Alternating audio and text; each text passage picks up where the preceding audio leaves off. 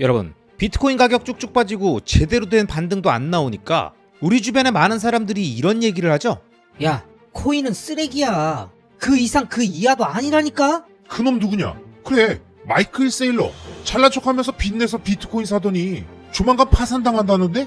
아무튼 요즘 어린 것들은 세상 물정 모르고 겁이 없다니까. 멀쩡한 집을 팔고 코인을 사. 아마 많은 구독자님들께서도 이런 얘기들을 다 한 번씩은 들어보셨을 텐데요. 저도 나름 2022년부터 비트코인 관련 영상을 만들어 오면서 상승장과 대하락장, 반등 구간, 떡상 구간, 다양한 순간순간들을 다 봤는데요. 하락장에 입으로만 나불대면서 비트코인 놀리고 조롱했던 사람은 하락장이 지난 이후에 꾸준하게 입이 아닌 행동으로 비트코인을 모아온 사람들에게 무조건 상대적 박탈감을 갖게 되어 있습니다. 그리고 시간이 지날수록 더 만회할 타이밍만 찾고 있죠. 더 빨리 오를 알트코인, 한 방에 따라잡을 고배율 레버리지 선물, 비트코인 트레저리 기업의 2배, 3배 레버리지 ETF, 그러면서 계속 도파민 중독에 빠져들고 결국 스스로 무너지게 됩니다.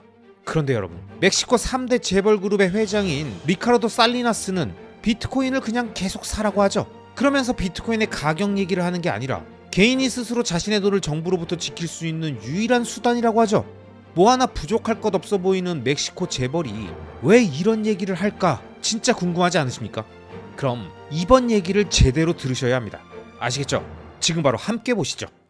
그 전에 여러분, 비트코인 좋아한다고 맨날 책만 읽고 영상만 보십니까? 가끔은 모임에 나가서 비트코이너들이랑 교류도 하고 평상시에도 캐주얼하게 비트코인을 패션으로 표현하면서 자연스럽게 즐길 수 있으면 좋은데, 그래서 비트코인 굿즈 좀 살까 봤더니 다들 비트코인 로고 크게 박아놓고 나 비트코인! 이러고 있는 것들이 대부분이죠.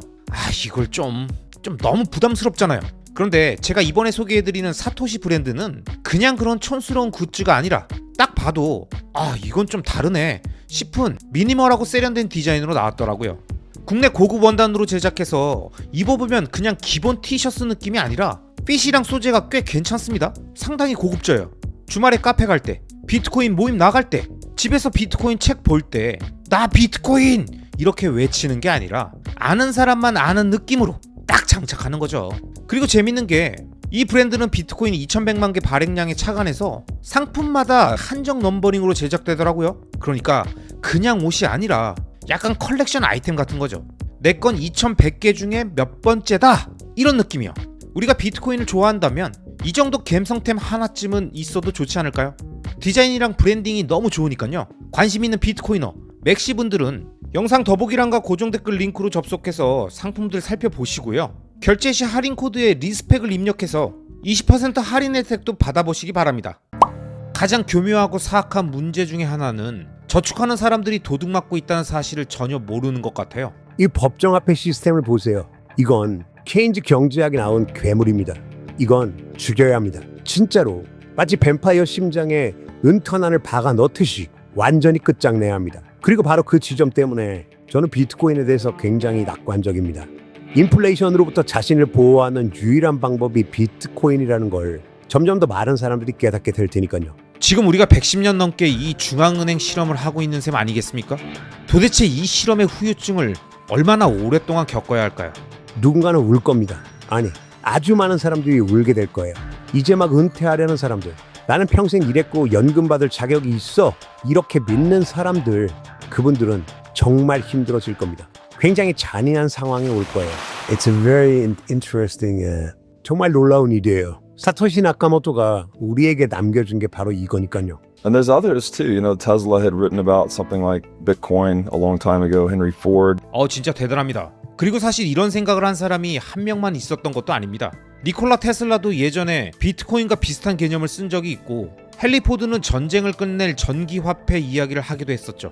저도 비트코인 이전에는 디지털 골드, 이골드, 이머니 같은 걸 굉장히 좋아했어요.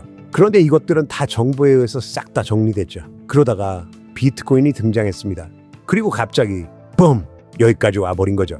사실 저는 2013년쯤 400달러의 첫 비트코인을 샀었습니다. 빨리 사셨네요. 똑똑하십니다. 사실 시수로 산 거예요. 컨퍼런스 갔다가요.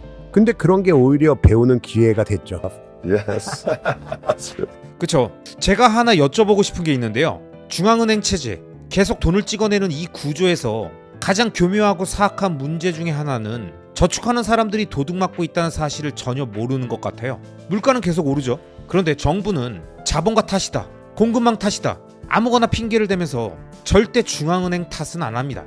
그리고 더 사악한 건 인플레이션으로 훔친 돈을 선전, 가짜뉴스, 전쟁 자금으로 쓰는 거예요.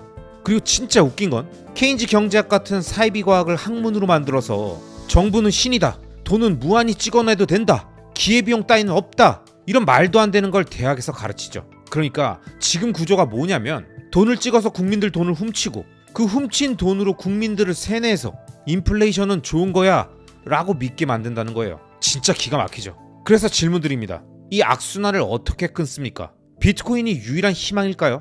Listen, this fiat thing. 이 법정화폐 시스템을 보세요.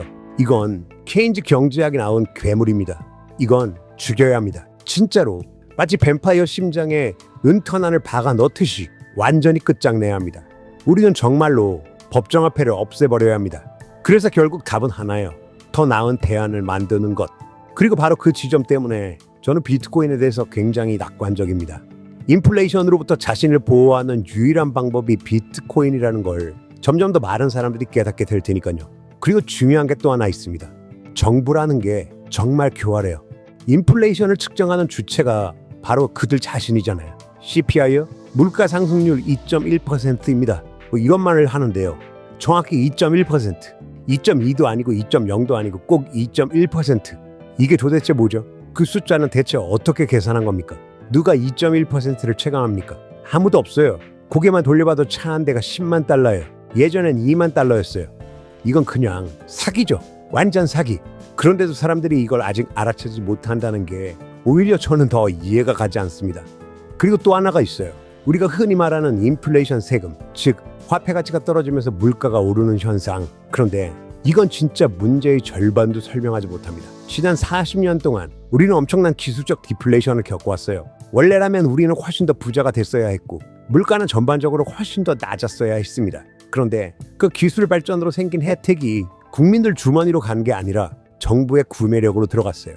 그러니까 이건 이중절도입니다. 단순한 인플레이션 문제가 아니에요. 기술 덕분에 내려갔었어야 할 가격까지 정부가 다 가져가 버린 거예요.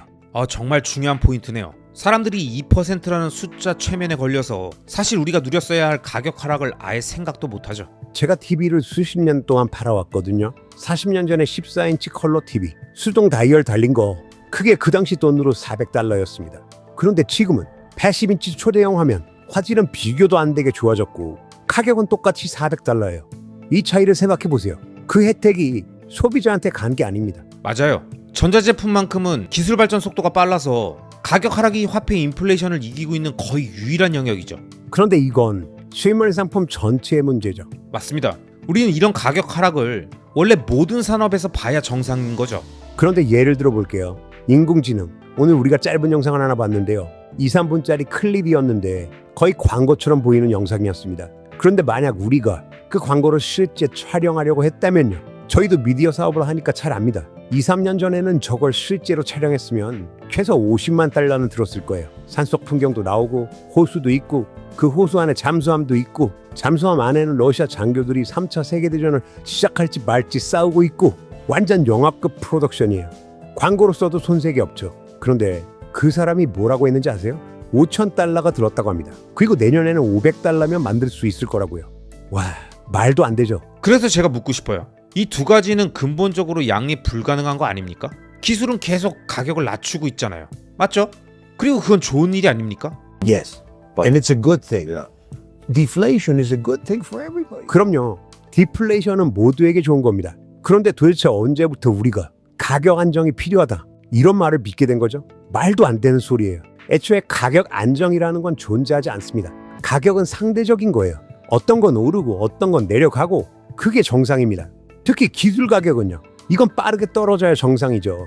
계속 싸져야 되는 겁니다. 이와 관련돼서 저는 늘 이렇게 설명합니다. 가격이라는 건 결국 어떤 문제를 해결하는 데 들어가는 노력의 크기, 그걸 대략적으로 표현한 숫자일 뿐이라고요. 그럼 당연히 시간이 갈수록 더 싸게, 더 빠르게, 더 효율적으로 문제를 해결할 수 있어야죠. 그게 자본주의의 목적이고 그게 교환과 시장의 의미 아니겠습니까? 그런데 우리는 이상하게도 가격은 올라야 한다. 물가는 안정돼야 한다. 이런 생각에 세뇌되어 버렸어요. 그리고 더 웃긴 건 연준이 나와서 말하죠. 우리는 인플레이션 2%를 목표로 합니다. 완전 도둑놈들이에요. 진짜로요. 아시잖아요. 매년 2%씩 부를 빼앗기는 거. 이거 사실상 엄청난 부유세입니다. 매년 자산의 2%를 가져간다고 생각해 보세요. 복리로 한번 계산해 보시면 답이 나옵니다. 이거 재앙이에요. 35년 지나면 자산이 반토막 납니다. 그냥 절반이 날아가는 거예요. 제가 며칠 전에 데이터를 봤는데요. 법정화폐 체제가 시작된 이후로 달러 가치가 99% 사라졌습니다. 99%. 거의 전부 증발한 거죠. 아마 1914년부터 계산한 수치였던 것 같은데 어쨌든 충격적입니다. 이건 말도 안 되는 거죠. 진짜 놀랍네요. 연준이 만들어진 게 1913년이니까 지금 우리가 110년 넘게 이 중앙은행 실험을 하고 있는 셈 아니겠습니까? 도대체 이 실험의 후유증을 얼마나 오랫동안 겪어야 할까요? 이게 끝나고 나면 지적 경제적으로 어마어마한 숙치가 올 겁니다. 만약 비트코인이 성공해서 중앙은행 체제가 사라진다고 가정하면 우리가 정상 궤도로 돌아오는데 얼마나 걸릴까요? 누군가는 울 겁니다. 아니, 아주 많은 사람들이 울게 될 거예요. 그리고 늘 그렇듯이 가장 약한 사람들, 가장 취약한 사람들이 제일 큰 대가를 치르게 되어 있죠. 이게 무슨 말이냐면요. 이제 막 은퇴하려는 사람들, 나는 평생 일했고 연금 받을 자격이 있어, 이렇게 믿는 사람들, 그분들은 정말 힘들어질 겁니다. 굉장히 잔인한 상황에 올 거예요. 왜냐면 가장 먼저 무너지는 사람들이 바로 고정소득자들이거든요. 연금 생활자, 연금이 고정된 사람들, 이 사람들이 제일 먼저 박살납니다. 곧 우리가 보게 될 건 뻔합니다. 이놈들은 정부 부채를 화폐할 겁니다. 그리고 결국 인플레이션으로 부채를 녹여버리겠죠. 액상화해버리는 거예요. 부채를 인플레이션으로 녹여 없애는 겁니다. 이게 무슨 뜻이냐고요? 고정소득 받는 사람들의 실질 소득이 0에 수렴하게 된다는 뜻입니다. 그냥 삶이 붕괴되는 거죠. 그리고 저는 그걸 직접 경험해 봤습니다. 여러분, 이번 얘기 어떠셨습니까? 정부는 도둑이다. 2% 인플레이션은 세금이다. 기술 발전 덕분에 우리는 원래 더 큰 부자가 됐었어야 했다. 이거 그냥 음모론처럼 들리실 수도 있는데요. 그런데 숫자를 보면 진짜 웃음이 안 나옵니다. 그래서 우리에게 중요한 질문은 이겁니다. 계속 당하면서 살 것인가? 아니면 다른 옵션을 가질 것인가? 그리고 이와 관련돼서 리카르도는 분명하게 말하죠. 더 나은 돈이 나오면 사람들은 결국 이동한다. 자, 영상 내용 듣다 보시니까 인플레이션과 정부의 세금을 통한 강탈 행위 등에 대해서는 어느 정도 이해가 되셨을 텐데요. 자, 그럼 이걸 방어할 수 있는 게 비트코인 뿐이냐? 그밖에 없냐? 다른 것들도 되는 거 아니냐? 이런 이어지는 질문들에 대한 답은 3부 영상에서 쭉쭉 설명드리겠습니다. 열심히 작업해서 빨리 찾아오겠습니다. 아시겠죠? 그럼 오늘도 끝까지 함께 해주신 모든 구독자님들을 리스펙합니다.